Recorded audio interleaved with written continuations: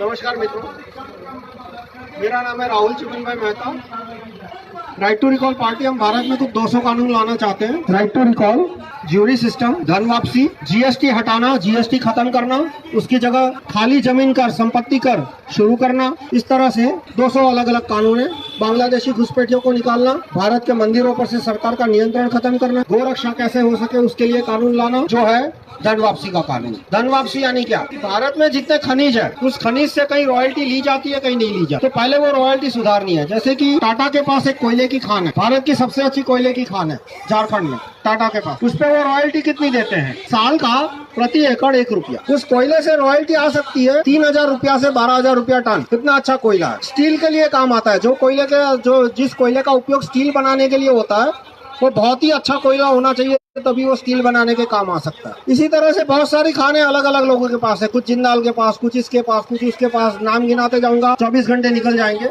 किसी पे रॉयल्टी आ रही है 100 रुपया टन, 50 रुपया टन, 200 रुपया टन, जबकि रॉयल्टी आ सकती है 3000 रुपया टन से 12000 रुपया टन। इसी तरह से लोहे की खान में भी धांधली है। पेट्रोल की रॉयल्टी भी न के बराबर आती है, फिर वो ओएनजीसी हो या रिलायंस हो। रॉयल्टी 7, 8, 10 रुपया लीटर आ सकती है, उसके बजाय रॉयल्टी कभी कभी 54 या 58 लीटर के भाव से आती है। अब दूसरा क्या है कि ये रॉयल्टी सुधारनी, सारे भारत में जहाँ भी खदानें हैं वहाँ पे रॉयल्टी सुधारनी, मार्केट रेट कॉम्पिटिटिव करनी। जो रॉयल्टी का पैसा आता है वो सीधा नागरिकों के खाते में जमा। यानी कि मान लो जनवरी महीने में रॉयल्टी आती है 90,000 करोड़। तो भारत में जो 90 करोड़ वयस्क नागरिक है 18 साल से जिनकी ऊपर है, सबका खाता है, हर एक का जनधन अकाउंट है। तो हर एक के खाते में ये कानून पास होने के बाद, धन वापसी कानून पास होने के बाद, जो मिनरल रॉयल्टी आई मान लो 90,000 करोड़, तो हर एक के खाते में 1000 रुपया जमा हो जाएगा। अब एक बात ध्यान रखिए, इस कानून में ऐसी कोई गारंटी वारंटी नहीं है कि हर एक नागरिक को हर महीने 500 रुपए मिलेगा, 2000 मिलेंगे, ऐसी कोई गारंटी नहीं है। इस तरह के फालतू कानून बनाने का कोई मतलब नहीं है। मैंने क्या बोला, कानून क्या कहता है, मेरा प्रस्तावित कानून, धन वापसी का कानून, मिनरल रॉयल्टी का कानून, कि मिनरल रॉयल्टी का जो पैसा आएगा वो भारत के सारे नागरिकों में बराबर बटे। सरकार के पास जितनी जमीन है किराए पे दी जाएगी, बेची नहीं जाएगी, किराए पे दी जाएगी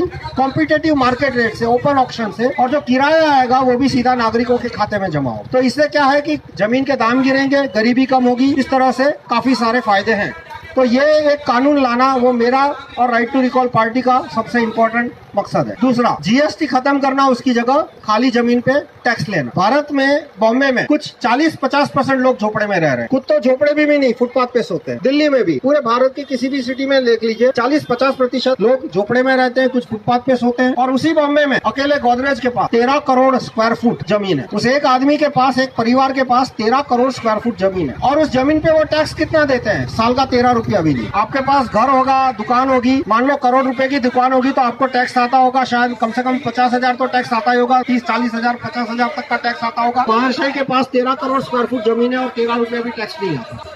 कानून ही इस तरह का है कि उन पे टैक्स नहीं आए। तो ये जो प्रस्तावित कानून है वो ये है कि परिवार के पास यदि 1500 स्क्वायर फुट जमीन, 3000 स्क्वायर फुट कंस्ट्रक्शन है, तो टैक्स आएगा 0, एक्सेम्पशन जिसे कहा जाता है। और उसके बाद जो लैंड है उसकी 1% मार्केट वैल्यू का माइनस उसमें से जितना उसने इनकम टैक्स दिया, जितना बिजली का टैक्स दिया, वो सब्ट्रैक्ट हो जाएगा, यानी डबल टैक्स नहीं आएगा, बाकी 1% देना पड़ेगा। तो इससे होगा क्या कि जिसके पास 13 करोड़ स्क्वायर फुट जमीन है, जैसे अहमदाबाद में एक है, अब सारा भाई है, खराब भाई है, मुझे नहीं बोलना, मैं अहमदाबाद का ही हूँ, वो नाम के चक्कर में मैं नहीं पढ़ूंगा, पर उनके पास 40 लाख स्क्वायर फुट जमीन है। एक लाल भाई या पीले भाई है या नीले भाई है, उसमें भी मैं नहीं पढ़ूंगा, उनके पास 65 लाख स्क्वायर फुट जमीन, और वो टैक्स 65 रुपया भी नहीं दे। तो उनको जब टैक्स आएगा 1%, तो होगा क्या कि गोदरेज को हर साल 26 लाख स्क्वायर फुट जमीन बेचनी पड़ेगी। अब जब इतनी जमीन बेचने के लिए निकालेंगे, जमीन के दाम 1/10 हो जाएंगे। 1/10 मतलब आप लिस्ट बना दीजिए कि दिल्ली में जितनी लैंड का जमीन आज 3 लाख रुपया मीटर है, जिसका आज 2 लाख रुपया मीटर है, 1 लाख रुपया मीटर है, ये कानून पास होने के 1 हफ्ते में उस जमीन का दाम जहाँ 1 लाख रुपया मीटर है वहाँ 10,000 रुपया मीटर हो, जहाँ 2 लाख रुपया मीटर है वहाँ 20,000 रुपया हो जाए। तो इससे क्या है कि गरीब आदमी बिना सरकार की मदद से घर खरीद पाएगा। देखो ये सरकारी आवास योजना और ये सब है वो फ्रॉडबाजी है। सरकार के पास पहले तो इतने पैसे ही नहीं है कि सबको घर दे सके, और जब घर दिए जाते हैं तो क्वालिटी इतनी खराब होगी, आने जाने का सारा उसका रोजगार होगा। ऐसे एरिया में जहाँ जमीन का दाम महंगा है, उसको घर दिया तो 30, 40, 50 किलोमीटर दूर, आने जाने में ही उसका सारी जिंदगी और पैसा निकल जाए, तो उसका कोई फायदा नहीं है। तो ये है जीएसटी हटाना। जैसे आप देख रहे हैं कि जीएसटी की वजह से सारे धंधे खत्म हो रहे हैं और खत्म होंगे। अभी तो जीएसटी का कानून और कड़ा किया जाएगा ताकि व्यापारियों को और परेशान किया जाए। तो जीएसटी का कानून खत्म करना और उसकी जगह खाली जमीन का संपत्ति कर लाना। दूसरा प्रस्तावित कानून जिसपे मैं आऊंगा, राइट टू रिकॉल। तो राइट टू रिकॉल क्या है कि अमेरिका में मान लो कोई जिले में पुलिस कमिश्नर है, मान लो जिले की आबादी लाख है, लाख 2 लाख है, वहाँ जिले छोटे होते हैं, लाख की आबादी है, तो उन्हें पुलिस कमिश्नर की नौकरी नहीं चाहिए, वो पुलिस कमिश्नर के काम से संतुष्ट नहीं है। तो अमेरिका के नागरिकों को supreme court, high court, MP, PM, CM, MLA, home minister किसी को कंप्लेन करने की जरूरत नहीं है। वो अपनी प्रक्रिया के हिसाब से साबित करते हैं कि भाई इस जिले में 1 लाख नागरिक है, 50,000 को पुलिस कमिश्नर की नौकरी नहीं चाहिए, पुलिस कमिश्नर की नौकरी खत्म, उसको सुप्रीम कोर्ट का जज या हाई कोर्ट का जज भी उसे नहीं बता सकता। यानी नागरिकों के पास डायरेक्ट पावर है कि वो पुलिस कमिश्नर की नौकरी खत्म कर सकते, वो डिस्ट्रिक्ट जज की नौकरी खत्म कर सकते, सरकारी वकील, डिस्ट्रिक्ट पब्लिक प्रोसिक्यूटर कहते हैं, डिस्ट्रिक्ट प्लीडर कहते हैं, उसकी नौकरी खत्म कर सकते। तो अमेरिका में नागरिकों के पास ये सारे पावर है कि वो किसी भी सरकारी अधिकारी को जिले स्तर के, राज्य स्तर के, उसको नौकरी से निकाल। और इसलिए अमेरिका की पुलिस में करप्शन कम है, क्योंकि वहाँ पुलिस में करप्शन बढ़ता है तो जिले के नागरिक उस पुलिस कमिश्नर को नौकरी से निकाल देंगे। तो ये राइट टू रिकॉल का कानून भारत में लाना, अमेरिका में राइट टू रिकॉल किस किस पदों पर है? वहाँ right to recall chief minister है, उसे गवर्नर कहते हैं वो लोग। राइट टू रिकॉल MLA तो है ही, राइट टू रिकॉल कई कई जगह पे right to recall high court chief जज है, right to recall state public prosecutor है। और जिले स्तर पे आए तो वहाँ पे राइट टू रिकॉल है मेयर पे, कॉर्पोरेटर पे, right to recall district education officer, जिला शिक्षा अधिकारी, right to recall district health officer, right to recall district जज, right to recall district public prosecutor. ये सारे पावर अमेरिका के नागरिकों के पास है। ये सारे कानून भारत में लाने की हम राइट टू रिकॉल पार्टी कोशिश कर रहे हैं। उसके बाद आता है ज्यूरी सिस्टम। ज्यूरी सिस्टम क्या है? 2 लोगों में विवाद है तो ठीक है, अदालत में जज होगा, लेकिन फैसला कौन देगा? जो 20 लाख वोटर है उस जिले के या 10 लाख वोटर है, उनमें से रैंडम सिलेक्शन से 30, 40, 50 और यदि केस बहुत बड़ा हुआ तो 500, 1500, मैक्सिमम 1500, पर वो तो कभी कभी होगा। अधिकतर केस में 30-40 नागरिक सिलेक्ट होंगे, 30-40 नागरिक सिलेक्ट होंगे और वो नागरिक डिसाइड करेंगे कि आरोपी को सजा होनी चाहिए या निर्दोष बरी किया जाना चाहिए। जो ज्यूरी है 40 लोगों के नागरिक की, वो डिसाइड करेगी कि सजा कितनी होनी चाहिए। तो उसका फायदा क्या होता है? एक तो जजमेंट फास्ट आता है, क्योंकि एक ज्यूरी को एक ही केस दिया तो सुबह 10 बजे से 5 बजे तक एक ही केस चलेगा, तो उसका जजमेंट आ जाएगा 3-4 दिन में, 5 दिन में उसका जजमेंट आ जाता। दूसरा, एक ज्यूरी को एक ही केस दिया जाता है, फिर एक आदमी जो ज्यूरी में आता है वो 10 साल तक रिपीट नहीं होता। तो उससे सबसे बड़ा फायदा क्या है कि जो वकील और जज के बीच में जो सांठगांठ होती है, वो सांठगांठ का जो पूरा झमेला है वो खत्म हो जाता है। कि आज एक वकील अदालत में जाता है, रोज जाता है, वकील तो रोज जाएगा ही, जज भी रोज आता है, 3-4 साल के बाद, 3 साल के बाद उसकी ट्रांसफर होगी, पर 3 साल तो रोज, तो एक ही वकील एक ही जज से रोज मिलते हैं, उनमें सांठगांठ हो जाती है। जबकि ज्यूरी में क्या है कि वकील कोर्ट में गया, एक ज्यूरी है, चलो केस चला 4-5 दिन चला, उसके बाद केस खत्म हो गया, वो ज्यूरी डिसॉल्व हो गई, अब दूसरा केस है, तो वकील जब 6ठे दिन कोर्ट में जाएगा तो ज्यूरी के आदमी जो 30-40 है वो एकदम अलग होंगे, बिल्कुल नए होंगे। तो इससे वकील और जज में जो सांठगांठ होती है, वो वकील और ज्यूरी में इस तरह की सांठगांठ होना संभव नहीं है। तो इससे जो जज वकील की सांठगांठ की वजह से समस्याएं खड़ी हो रही है वो खत्म हो जाए। तो इस तरह के हमारे अनेक कानून है, प्रस्तावित कानून, जैसे की एग्जामिनेशन है, उसमें इंटरव्यू खत्म करना, जहाँ इंटरव्यू है वहाँ धांधली होती है, रिश्वतखोरी होती है, भाई भतीजावाद चलता है, वो खत्म करना। ये सारे कानून का डिटेल आपको मिलेगा मेरे फेसबुक प्रोफाइल पे। आप में से जो दिल्ली में है, मैं उनसे कहूंगा आप अजय भाई तिवारी का संपर्क कीजिए, हमारे दिल्ली के प्रभारी है। ये लोकसभा का चुनाव लड़े थे राइट टू रिकॉल पार्टी की ओर से, नॉर्थ ईस्ट दिल्ली से, इन्हीं मुद्दे पे लड़े थे, right to recall, jury system, इन्हीं मुद्दों पे लड़े थे। अब हम जब दिसंबर जनवरी में चुनाव आएंगे दिल्ली में, जनवरी फरवरी में, तो हम पूरे दिल्ली में से 70 असेंबली कैंडिडेट में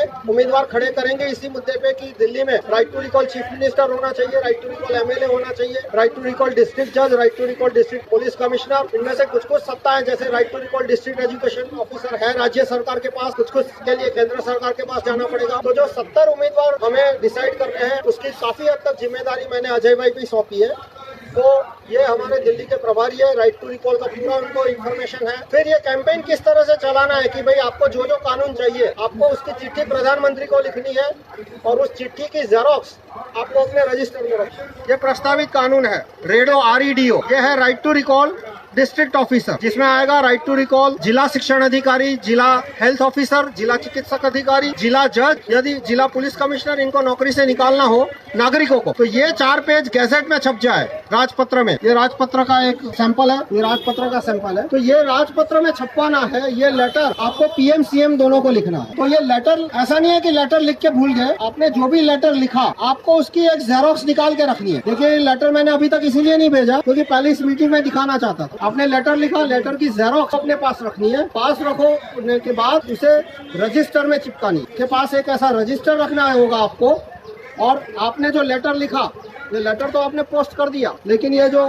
जेरोक्स है वो इस रजिस्टर में चिपका के रखते हैं। हम लेटर रजिस्टर लिस्ट सिस्टम कहते हैं। लिस्ट क्या है वो अजय भाई अपने किसी और वीडियो में बताएंगे। तो इस तरह से हमें सारे कानून पे लाने की कोशिश करनी है। दूसरा कानून जो हम लाने की कोशिश कर रहे हैं वो है वेपनाइजेशन ऑफ मासस, मतलब भारत के नागरिकों को AK-47 या उसके नीचे के, मतलब उस कानून के लिए हम रेफरेंडम की मांग कर रहे हैं। देखो यहाँ पे थोड़ा फर्क, हम right to recall jury system कानून लाएंगे, लेकिन वेपनाइजेशन का कानून हम 2 स्टेज में लाने की कोशिश कर रहे हैं कि हम वेपनाइजेशन के कानून पर रेफरेंडम चाहते हैं। तो रेफरेंडम होगा, जनमत संग्रह होगा।